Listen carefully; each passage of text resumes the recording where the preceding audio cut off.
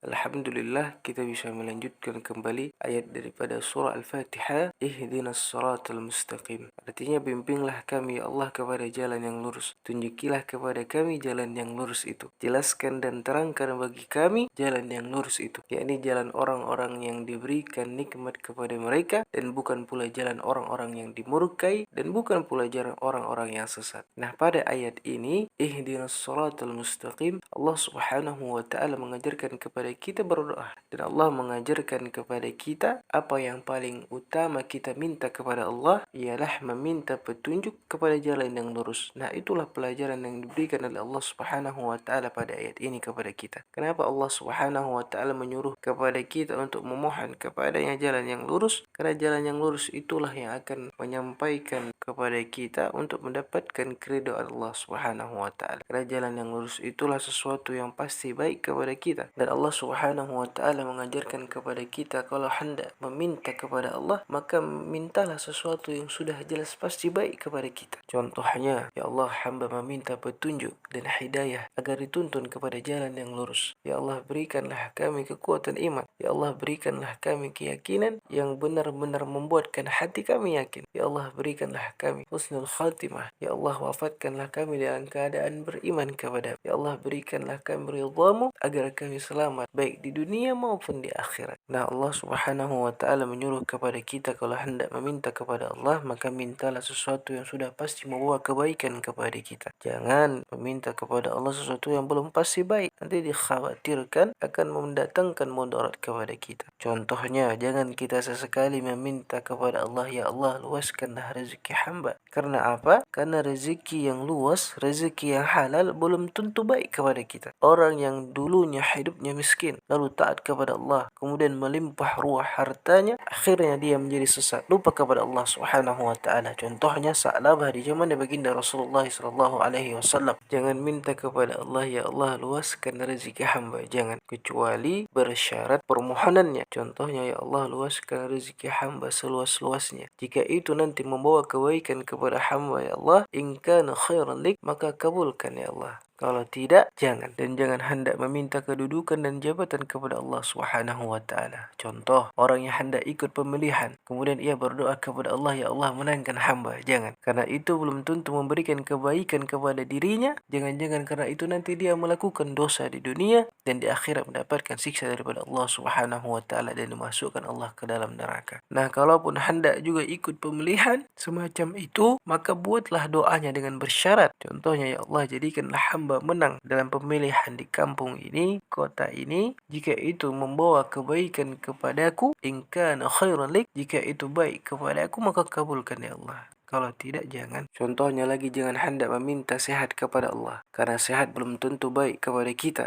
belum tentu mendatangkan kebaikan kepada kita. Banyak di antara kita begitu sakit ingat kepada Allah Subhanahu wa taala, berzikir kepada Allah, banyak berdoa kepada Allah, sedikit-sedikit berdoa kepada Allah, sedikit-sedikit berzikir kepada Allah. Nah, orang yang bila mana sakit ini mengingat Allah, jangan hendak cepat-cepat minta sehat. Adapun kalau hendak meminta sehat juga, maka bersyarat permohonannya, ya Allah, sehatkanlah hamba-Mu ini, jika itu nanti akan menambahkan ketaatan dan ketakwaan kepadamu, ya Allah, in kana khairan lik, maka kabulkanlah ya Allah. Sehingga demikian itu adalah permohonan-permohonan yang sudah pasti membawa kebaikan kepada diri kita. Jadi kalau ada orang bertanya, tidak boleh kita meminta doa kepada Allah. Boleh-boleh saja. Allah Subhanahu wa taala mengatakan di dalam Al-Qur'anul Karim, wa qala rabbukum ud'uni astajib lakum. Mintalah kepadaku, niscaya akan aku perkenankan, kata Allah. Nah, permintaan seperti apa yang akan diperkenankan oleh Allah Subhanahu wa taala itu? Maka untuk menjaga kehati-hatian kita, mesti kita meminta kepada Allah sesuatu yang akan membawa kebaikan kepada diri kita. Karena ilmu pengetahuan kita ini sangat sedikit dibanding dengan pengetahuan ya Allah Subhanahu wa taala. Adapun lagi contohnya perihal pasangan, baik itu laki-laki, baik itu perempuan yang belum mampu, yang merasa lambat dapat jodoh, jangan hendak cepat-cepat meminta jodoh kepada Allah Subhanahu wa taala, kecuali permohonan itu bersyarat. Contohnya, ya Allah, permudahkanlah hamba untuk mendapatkan pasangan. Kalau pasangan itu nanti mendatangkan kebaikan kepada hamba, in kana khairan lik, maka kabulkan ya Allah. Artinya apa? Ini pasangan nanti membuatkan hamba lebih taat kepadamu, membuatkan hamba lebih rajin beribadah kepadamu, ya Allah, dan jangan pula membuatkan hamba lupa, membuatkan hamba lalai kepadamu. In kana khairan li, kabulkan ya Allah, kalau tidak jangan. Adapun lagi orang yang sudah berpasangan, yang belum punya keturunan, yang belum punya anak, maka jangan sesekali meminta diberikan keturunan kepada Allah. Kenapa? Anak belum tentu membawa kebaikan kepada kita. Banyak di akhirat diceritakan oleh baginda Rasulullah SAW, orang yang sudah nyata masuk ke dalam surga kemudian ditarik ke neraka karena anaknya. Kalaupun hendak juga meminta kepada Allah, maka harus bersyarat permohonannya. Maka minta anak yang membawa kebaikan kepada kami. Dan jangan pula hendak meminta-minta anak sahaja tanpa ada niat dan bersungguh-sungguh mendidiknya menjadi anak-anak yang taat kepada Allah dan membawa kebaikan kepada kami. Adapun lagi kalau kita hendak meminta ilmu, maka mintalah ilmu yang bermanfaat, yang mendekatkan diri kita kepada Allah Subhanahu wa taala. Minta supaya rajin beramal soleh, rajin beribadah kepada Allah Subhanahu wa taala. Minta supaya dikuatkan hati, dijauhkan daripada perbuatan-perbuatan dosa. Minta supaya diberikan kemudahan untuk menjalankan salat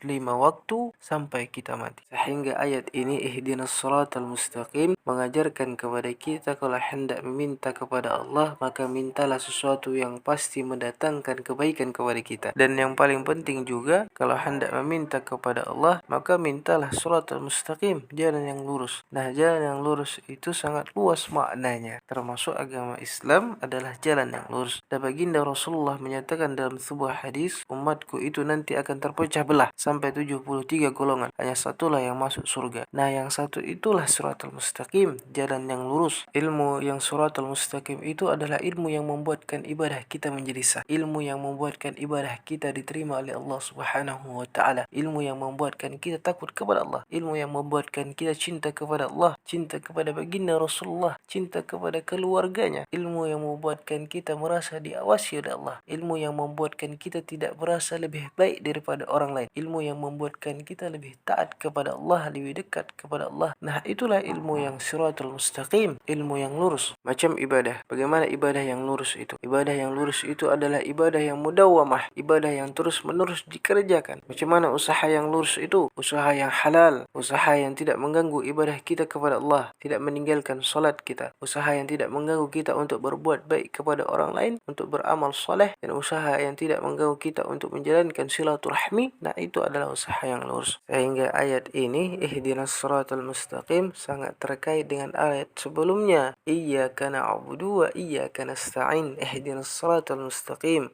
Nah, artinya apa? Sebelum kita hendak meminta kepada Allah, maka alangkah baiknya terlebih dahulu kita beribadah kepada Allah Subhanahu wa taala. Baginda Rasulullah bersabda, "Wad'ullaha wa antum muqinun bil ijabah wa'lamu anna Allah taala la yastajibu du'aan min qalbin ghafil." Ketahuilah bahwa Allah tidak akan memperkenankan doa dari hati yang lalai. Artinya, kalau kita ini sedang berdoa, kemudian hati kita ini tidak ikut hadir pada saat kita berdoa bersama dengan Allah, maka Allah tidak akan mengabulkan doa kita. Kalau kita ini hanya berdoa di mulut, tapi hati kita lalai, maka Allah tidak akan mengabulkan doa kita. Dan Al-Quran juga memberikan petunjuk kepada kita, amma yujibul muttar ijada'a. Allah mengabulkan doa orang yang muttar. Artinya, orang yang sudah tidak melihat siapa-siapa lagi yang bisa menolongnya. Orang yang sudah tidak melihat siapapun yang bisa membantunya kecuali hanya Allah Subhanahu wa taala. Jadi kalau hati kita ini sudah kita bawa beribadah kepada Allah, kemudian hati kita ini sudah kita kosongkan, lalu kita isi hanya ada Allah, kemudian kita bawa berdoa, insyaallah doa itu akan diperkenankan oleh Allah Subhanahu wa taala. Kemudian Allah Subhanahu wa taala melanjutkan dalam Al-Qur'an, "Wa idza sa'alaka 'ibadi 'anni fa inni qarib ujibu da'watad da'i idza da'an falyastajibu li wal yu'minu bi la'allahum yarshudun." Katakan kepada mereka bahwasanya aku dekat. Aku mengabulkan doa hamba-Ku bila mana dia berdoa kepadaku, dan hendaknya mereka mengabulkan juga perintah-perintahku. Nah, di sini laksanakan dulu perintah Allah baru berdoa kepada Allah. Allahumma ya mu'sina kullu wahid wa ya sahiba kullu farid wa ya khariban kullu warid wa ya syahidan khairu ghaib wa ya khaliban khairu ma'lub ya hayyu ya qayyum ya badi'us samawati wal ard as'aluka bismika bismillahirrahmanirrahim ya hayyu ya qayyum ya hannan ya mannan allazi anad lahul wujud wa as'ad lahul aswad wa wajatil qulub min khasyatillah an tusalli ala sayyidina Muhammad wa ala ali Muhammad wa an taqdiya hajati, dan engkau kabulkan hajatku.